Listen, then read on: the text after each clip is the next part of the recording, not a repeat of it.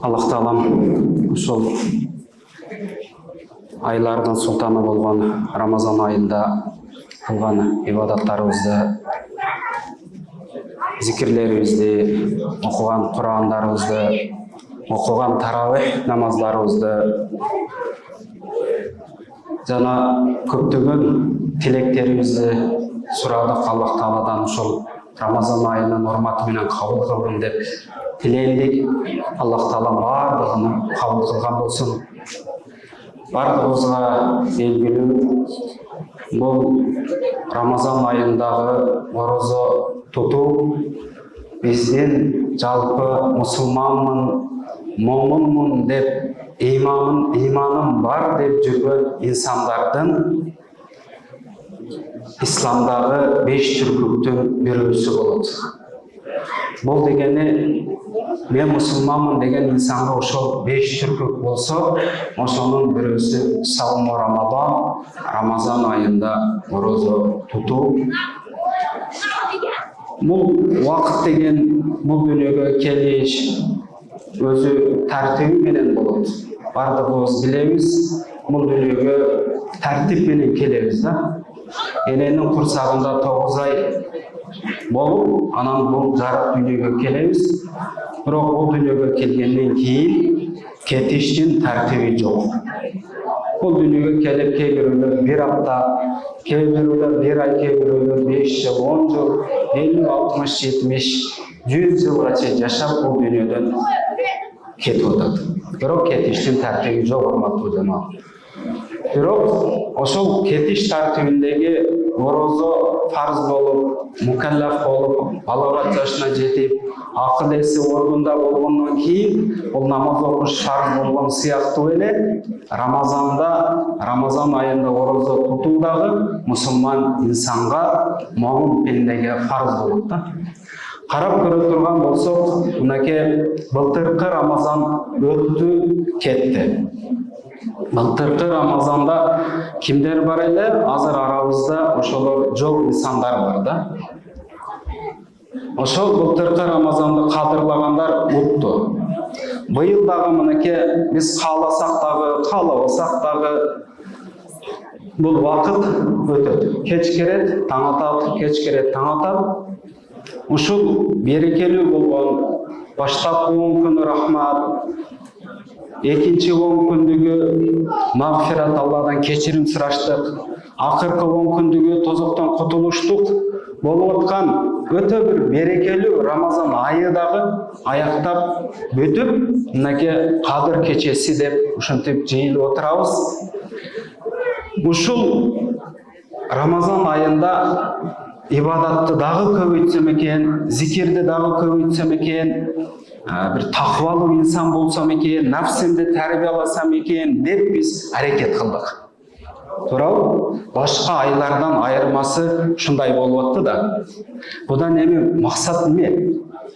Неге 12 айдын 1 айы биз үчүн, мусулмандар үчүн 1 ай толук орозо кармап, орозо кармагандан кийин жүрөгүбүздөгү бирөөгө болгон кек болобу, бирөөгө болгон жаман көрүш болобу, ушуга окшогон жаман адаттарды, жаман кулктарды кетирдик. Кек сактаган инсандарды кечирдик. Рамазан айында мен кечирейин, жүрөгүмдө эч нерсе калбасын деп өзүбүздү тазаладык да. Бул биз үчүн башка айларда дагы ушинтип жүрүштүккө бул бизге бир адаттаныш өзү негизи. Максат дагы ошол да. Рамазан бүтүп, кайра эле дагы баягыдай күнөө ишке батып, бирөө менен урушуп, бирөөгө кек сактап, ар кандай жаман жолдордо жүрүш эмес. Ушул Рамазан айда 1 ай биз өзүбүздү адептедик да, нафсибизди тарбияладык. Ошол нерсени калган 11 айда биз эмне кылышыбыз керек? Максат ошентип жүрүш керек. Мынакей эрте менен саарлыкка турабызга чейин намаз окуганга аракет кылабыз, көбүрөөк намаз окусам экен деп, Куран хатым кылайын деп аракет кылып аттык да Рамазан үчүн. Башка айларда дагы ошондой кылыш үчүн дагы бизге ошол Рамазан айы бизге тарбия айы болду да. Нафсибизди тарбиялаш айы болду. Ошону менен биз таштап калтырып койбошубуз керек, урматтуу жамаат. Рамазан бүттү эми, болду деп баамдакты да каза кылып, Башка намаздарга дагы, жамаатка дагы кош көңүл болуп келбей койбостон, кайра биз башка айларда не кылышыбыз керек экен, урматтуу жамаат? Аракет кылышыбыз керек экен. Кайра күчөйтүшүбүз керек. Себеби биз Рамазан ичинде өзүбүздү, нафсибизди тарбияладык, ачка калып жүрдүк. Аллах Таала бизге адал кылган жемиштерди жебей карап турасың, чаңкап турасың. Курсаң ачып атат, жей албайсың да. Жыты келсе, сонун тамак болуп атат экен деп жей албай атабыз. Бул ушинтип жүрүштүк биздин Аллага болгон, пайгамбарыбызга болгон иманыбыздын бар экендигинин аламаты, белгиси болот, урматтуу жамаат. Бирок Рамазан айында бирок деген жери бар да. Мынакей азыр эгерде мындай сурай турган болсок, Рамазан айында окулуп аткан таравих намазы болду да. Башка айларда бул окулбайт жамаат менен. Башка айларда витр намазы дагы жамаат менен окулбайт да. Бул Рамазан айындын берекеси, урматы ушунда дагы болуп атат. Эми сурай турган болсок, ушундай бир улуу ай экен, ким таравих намазыны жамааттан калбай, баамдат намазыны жамааттан калбай толук окуду десек, аз да, арабыздан аз чыгат. Таравих намазды толук окуй албай калып атабыз. Мындай карасак, бүгүн 26-күн болду. Бүгүн 26-күн ай эсеби менен болгондо бизде мусулманчылыкта түн биринчи келет дагы, күндүз анан эртеси болот да. 26-27 күн таравихни калтырбай ким окуду десек, билбейм, арабызда эми саналуу болуп калышы мүмкүн да. Окубай калган күндөрүбүз бар да, бардыгыбыз деле бар. Жок эмес болсо керек, Бул биздин дагы эле биз мындай Рамазан айыны кадырлап, барыктай албагандыгыбыздын белгиси болду да. Биз уткуруп койдук уже, келбейт. Эми кийинки апрель айында, урматтуу жамаат, бул нерсе жок. Өтүп кетти уже. Биз ошо бир жерге бардык, озачарга бардык, ошол жерде сүйлөшүп отуруп, өткөрүп койдук да ошо күндөгү таравих намазы. Эми окуй албайбыз да. Ошол биздин Рамазан айынын бир күнүнө канча күн каза кылып, эми окубай койдуңуз, каза дебейлик, окубай койдуңуз, бир себептер менен кош көңүлдүгүбүз болду да. Эч болбосо үйгө келип дагы окуй албадык, калышыбыз мүмкүн да, ошондочу келип бирдеке кылып куттанды окуп эле жата калдык окшойт. Ошон үчүн урматтуу жамаат, сабиху фил хайрат, жакшылыктарда, жакшылык иштерде жарышкыла дейт да. Биз ушундай Рамазан айынын берекелүү ай экендигини билдик да.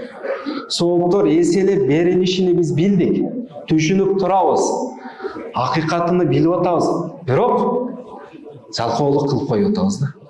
Ошонун кандайдыр бир кадырлай албай атабыз. Ошол жерде биз не кылып атабыз? Уткуруп койдук да. Окубай койдук, уткуруп койдук. Окугандар толук катышып, бүгүн 27-күнгө таравиге жамаат менен катышып, окугандар, хатымга катышып окугандар, алар утуп кетти. Алар жеңди, мындайча айткандачы. Окубай калгандарды соогуну жыйып алды, мындайча айтканда. Баягы амал дептерибиз бар да, амал куржунубуз бар, сооп жыйып аткан куржунубуз бар. Ошону алар толтуруп алды да. Биз окубай, ошону мындай бир бөлүгү болсо, ошо жер азайып калды, толтура албай калдык. Бирок Кудай Таалам бизге ушул Рамазан айында дагы Кадыр кечесини ушул пайгамбарыбыздын үммөтү бизге ыроолоду. Ошону жакшы көрдү дагы. Эч болбосо 5 күн, 10 күн таравих намазын окуп, кандайдыр бир жакшы амалдарда бир аз жалкоолук кылган инсандар эч болбосо Кадыр кечесинде дагы куржунду толтуруп алсын деди да. Ошого бүгүнкү күндө Кадыр түнүбүздү өтө бир ыхлас менен, бекем ниет менен, сабырдуулук менен ибадат кылып өткөрсөк, иншаллах куржунубузду, калтабызды толтуруп алабыз деген үмүттөмүн. Анткени бардык инсан жазуучу да. Жазуучу. Биздин кылып аткан амалдарыбыз, кылып аткан ишибиздердин бардыгы жазылып турат. жакшылыгыбызды, жакшы амалдарыбызды жазып аткан периште бар. Жаман амалдарыбызды дагы жазып аткан периште бар. Биз ошону такыр унутпайлык, урматтуу жамаат. Ошол китепти ар бир инсан жазып атат. Ошол китеп эртең акыретке барганда биздин оң тарабыбыздан берилишини сурап, Аллага дуабызды кабыл кылдырып алышыбыз керек. Анткени ал дептерибиз оң тараптан амал дептерибиз бериле турган болсо, бул биздин чоң бир утугубуз, жеңишибиз. Себеби сол жактан берилгенде ошол амал дептери берилбей калса экен деп айтабыз да. Мисал дайым эле айтып жүрөбүз. Балаңыз эле мектепте окуп аткан болсо, жакшы окуса, жаман окуса кандай болот? Динемдигиңди алып кел десек, ошонун окуган маалыматы да. Жакшы окуса, 5 алып келсе күнүнө дарбазадан киргенде динемдигини көтөрүп кирет. Ата мен 5 алдым же 6 алдым деп көтөрүп сүйүнчүлөп кирет да. Эгерде жаман окуй турган болсо, жалаң 2ге толгон болсо, эжекейлери тартиби начар, мындай кылды, нарушенияларын жазып койгон болсо, динемдигиңди көргөз десең бекитип коет да. Көргөзбөгөнгө аракет кылат. Туурабы, жамаат? Ошентебиз да, ошенткенбиз да. Мисалы, ошо атам сурабаса көрбөс экен деп бир шылтап айтабыз, калып кетиптир, класста калыптыр дейбиз да. Неге? Ичидеги жаман эмебиз турат да, экилерибиз турат. Көргөзбөгөнгө аракет кылабыз. Акыретте дагы ушундай болуп калат да. Ошондо оң жагыбыздан бергенде амал дептерибиз. Ошондо биз айтат экенбиз, калайык журт, мынакей менин амал дептерим оң жактан берилди деп сүйүнчүлөйбүз да. Жар салабыз. Түшүндүңүздөрбү? Жар салабыз. Сол жагыдан берилгендер не дейт экен? Куранда айтылганда, ошо сол жактан берилип аткан такыр эле берилбей калса экен, жок эле болуп кетсе экен деп айтат экен да. Ошон үчүн биз бул дүйнөдө каалайбызбы, каалабайбызбы, бардыгыбыз жазуучубуз. Айткан сөзүбүз жазылып турат.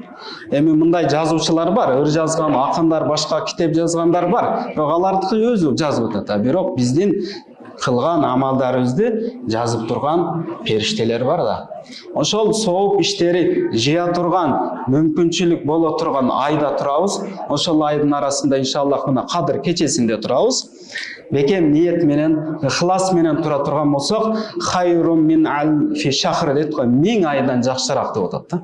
1000 айдан жакшы дегени өзү 83 жыл 4 айга туура келет экен да.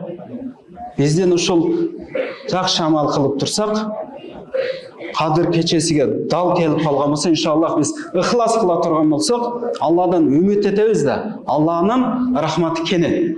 Аллах Таала насип кылдырып койгон болсо болду. Соопту жыйып алдык да. Бул дагы себеби пайгамбарыбыздын үммөтүнө болгон Аллах Тааланын мээри, рахматы, ырайымы болгондугу үчүн ушундай болду да.